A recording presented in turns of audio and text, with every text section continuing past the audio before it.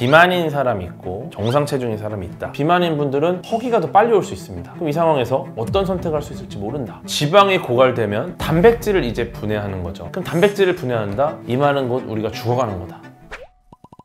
이게 만약에 무인도로 갔을 때 비만인 사람이 있고 정상 체중인 사람이 있다. 둘 중에 무인도에서 누가 더 유리한가? 혹은 누가 더 오래 살아남을 것인가? 되게 어려운 질문이거든요. 예를 들어서 이 둘이 상호작용을 할 거 아닙니까? 어쨌거나 굉장히 좀 잔혹한 결말이 나올 수도 있어요. 둘 중에 한 사람이 사라질 수도 있다. 그런 일이 일어나서는 안 되지만 죽음의 직전에서는 생존을 위해서 많은 걸 할 테니까 둘 중에 좀 싸움 잘하는 사람이 살아남을 가능성도 있다. 이렇게 보고 있는데 그냥 그런 거 없이 청소년 버전으로 가면은 둘은 절대 싸우지 않아. 그렇게 보면은 물과 소금은 섭취를 한다. 왜냐면 이 물하고 소금을 섭취 안 하는 건 이거는 그냥 바로 가는 거니까 그 외의 음식물을 섭취하지 못한다 했을 때 과연 얼마나 버틸까? 이런 고민을 해볼 수 있습니다. 일단은 정상 체중과 비만인 분, 기본적으로 여성 같은 경우는 체내 지방 비율이 높다 보니까 에너지 열량을 많이 비축하는 경우가 있습니다. 보통 성인 남성 기준으로는 짧게는 한 1개월, 많게는 3개월까지 버틸 수 있는 열량을 비축할 수 있다고 해요. 그런데 이거는 딱 그 열량에 대한 측면이지, 그러면 아무것도 안 먹고 물과 소금만 먹고 3개월을 버틸 수 있느냐? 이건 또 사실 개인차가 클 것이다. 비축 효율성을 봐야 되는데 가장 비축 효율성이 높은 건 지방입니다. 지방. 그래서 1g당 단백질과 탄수화물은 4kcal 정도를 비축할 수 있고요. 지방은 1g당 9kcal를 비축을 해요. 그런데 지금 문제는 이제 지방은 당으로 전환되는 게 굉장히 어려워요. 중요한 건 우리가 혈당을 유지하는 게 중요합니다. 혈당을 유지하지 않으면 이제 우리 몸이 무너지기 시작을 하는 거예요. 그래서 일단 탄수화물이 기본적으로 가장 쉽게 변합니다. 당으로. 그래서 우리 몸에 있는 탄수화물을 먼저 쓰겠죠. 근데 탄수화물을 막 써. 내가 오늘 먹은 막 밥, 빵 이런 거를 막 다 써. 근데 어느 순간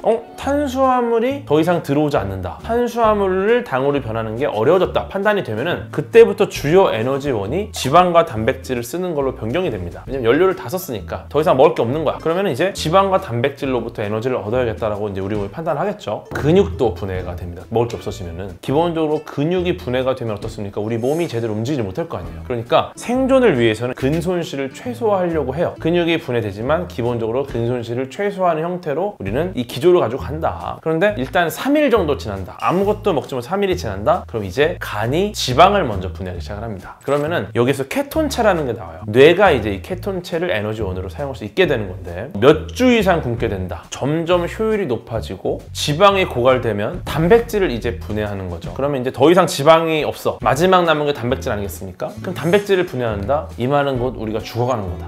중요한 거는 탄수화물을 먼저 쓴다. 탄수화물을 다 쓰고 나면 이제 지방을 분해한다. 지방을 다 분해하면 단백질을 분해한다. 근데 단백질을 분해하는 단계로 가면은 이제 우리는 가고 있는 것이다. 점점. 이론적으로는 그럼 결국 지방이 많이 있으면은 오래 버틸 수 있다는 거죠. 즉 비만이면 오래 산다. 또 피하 지방이 많아서 단열 효과도 얻을 수 있으니까 에너지가 막 열이 밖으로 배출이 되면은 금방금방 에너지가 나가니까 더 많은 열량이 필요해요. 피하 지방이 많아서 단열이 잘 되면은 에너지 손실을 최소화하니까 더 오랫동안 버틸 수 있다. 그래서 버티기로 본다면은 비만이 오래 버틸 것이다. 이렇게 결론을 낼 수 있을 것 같습니다. 이게 어려운 게 생존이란 무엇인가? 지금은 저희가 마치 그 물질처럼 정상 체중과 비만인 체중의 사람을 딱 놓고서 음식물을 주지 않았을 때를 비교한 거잖아요. 사실상 칼로리 측면에서는 얘가 열량을 더 많이 비축하고 있으니까 유리하다라고 보는 건데 생존이란 무엇인가? 예를 들어서 죽는 이유가 굉장히 다양하게 있을 거거든요. 단순히 내 몸의 칼로리를 완전히 소진할 때까지 살아있을 거다라는 보장이 없어요. 예를 들어 비만인 분들은 기본적으로 훨씬 더 많은 양의 음식을 평소에 섭취를 했겠죠. 그러면은 허기가 더 빨리 올 수 있습니다. 그럼 이 상황에서 배가 너무 고프기 때문에 어떤 선택을 할 수 있을지 모른다. 일반적으로 우리가 할 수 없는 선택을 할 수 있는 경우도 있을 거고 굉장히 괴로울 겁니다. 그 허기가. 정상 체중인 분들이 오히려 안정적으로 버틸 수 있을 가능성도 있고요. 이게 시간이 길어지면 단순히 칼로리를 쓰고 안 쓰고 문제가 아니라 멘탈 싸움일 수 있어요.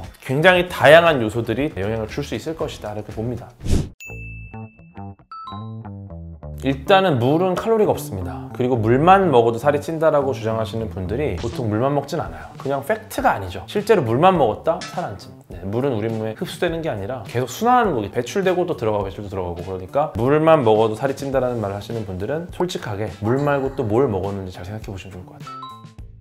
공포 영화를 보면 살이 빠진다? 인과관계가 좀 명확하지 않은 것 같아요. 살이 빠지기 위한 굉장히 다양한 방식들이 있기 때문에 공포 영화를 보는 것만으로 살이 빠진다고 보기에는 좀 어렵지 않을까. 빠진다고 해도 그냥 미비한 수준으로 빠지지 않을까라는 생각이 좀 있습니다. 그냥 동물만 봐도 초식동물들이 굉장한 친구들이 많죠. 이 친구들이 샐러드만 먹어서 날씬한 게 아니죠. 샐러드만 먹고 풀만 먹고 굉장히 거대한 체구를 유지하고 있는 친구들도 있습니다. 뭐든지 많이 먹으면 살이 찐다. 물론 고기를 먹는 것보다는 샐러드나 채소를 먹는 게 훨씬 더 칼로리가 적겠죠. 그런데 기본적으로 또 이거 샐러드만 먹진 않아요. 드레싱들도 많이 있고 연어라든지 참 좋은 게 많이 들어가더라고요. 정말 이 풀만 먹으면 칼로리가 적을 텐데 생각보다 칼로리가 높은 음식들이 많이 섞여있는 샐러드가 많더라. 예를 들어서 뭐 샐러리만 먹어. 이거면은 뭐 사실 살 안 찌겠죠. 근데 샐러리만 먹지 않아요. 그런 부분들이 있기 때문에 이것만 많이 먹으면 살이 찌지 않을 수는 있다는데 너무 많이 먹어도 살이 찔 거고, 그 다음에 이것만 먹는 게 아니기 때문에 살이 찔 것이다.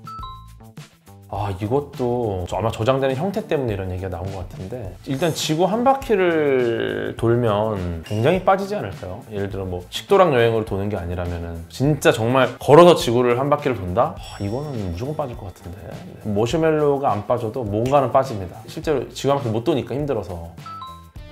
간헐적 단식은 좀 체중 감량에 도움이 된다는 걸 알고 있어요. 혈압을 낮추는 효과도 있고 염증도 회복이 된다. 먹는 시간을 좀 제한해가지고 이때부터 이때까지는 그냥 아예 아무것도 안 먹고 뭐 이런 것들이 도움이 된대요. 대사랑 관련된 질환들 있지 않습니까? 이런 것도 수치도 개선이 좀 되고 좋은 부분이 많은데 이거는 저는 나쁘지 않다고 봅니다. 저도 이제 종종 하려고 하는데 저는 식사 시간을 제한해서 간헐적 단식을 한다기보다는 걸을 때가 있어요. 시간이 안 돼가지고 간헐적 단식이죠. 근데 이걸 해놓고 또 밤에 막 새벽에 엄청 먹어. 이건 안 돼. 늦은 시간에 안 먹는 게 좋고. 근데 뭐 알아도 어떡합니까? 알아도 먹어야지. 어쩔 수 없습니다. 무리한 다이어트는 몸에 좋진 않아요. 임산부인데 무리하게 다이어트를 한다. 아이가 제대로 된 영양분이 안 들어오기 때문에 들어오는 영양분을 과도하게 흡수하려고 하는 게 생길 수 있어요. 그렇게 되면 오히려 다이어트 때문에 비만 가능성이 높은 아이가 나올 수 있다. 이런 연구도 있고, 그렇기 때문에 항상 무리하게 다이어트를 하지 않는 게 제일 좋고요. 필요한 영양분은 충분히 챙겨서 섭취를 해야 된다. 또 되게 아쉬운 게 사실은 유전자에 좀 정해져 있어요. 어떤 분들은 정말 아무리 먹어도 살 안 찌는 분들이 있습니다. 그분들을 놓고 실험을 해보니까 아무리 먹어도 살이 안 쪄. 실제로 입이 짧아. 근데 이분들한테 원래 먹던 양보다 더 많은 양을 억지로 계속 먹입니다. 그럼 살이 찔 것 같잖아요. 안 쪄요. 원래 마른 사람들인 거야, 그 사람. 어떤 분들은 원래 안 찌는 유전자가 있고요. 어떤 분들은 정말 조금만 먹어도 잘 찌는 분들이 계십니다. 그래서 어떻게 보면 조금 정해진 부분도 있다 보니까 이걸 단순히 뚱뚱하다, 자기 관리 안 한다, 게으르다 이렇게만도 볼 수는 없어요. 이것도 유전자로 정해져 있는 부분이 있다 보니까 너무 그렇게 매도하지 않았으면 좋겠다. 내가 노력하지 않아도 날씬하다면 그건 축복인 거고요. 그리고 타인에 대해서는 조금 더 관용을 베풀면 좋겠다. 기본적으로는 필요한 만큼 먹고 과식하지 않고, 이 과식하지 않는 것도 중요한 게 소식이 또 건강에 도움이 됩니다. 소식을 하면은 꽤나 건강한 삶을 살 수 있습니다. 뭐든지 과하지 않게 드시고, 하지만 먹고 싶은 건 또 먹고 긍정적으로 살아요, 사람. 부정적으로 살지 말고, 아까 말씀드린 것처럼 뇌를 많이 써라. 창의적인 일을 많이 하면 뇌가 그만 칼로리를 쓰니까 뇌가 쓰는 칼로리로 또 다이어트를 하고, 여러 가지 방식들이 있으니까 맞는 방식을 잘 찾아내시고요. 중요한 거는 과도하게 드라마틱하게 다이어트를 한다거나 이런 것들이 나중에 결국은 다 몸에 안 좋습니다. 천천히 조금씩 차근차근 건강한 삶을 향해 나아가시길 바랍니다.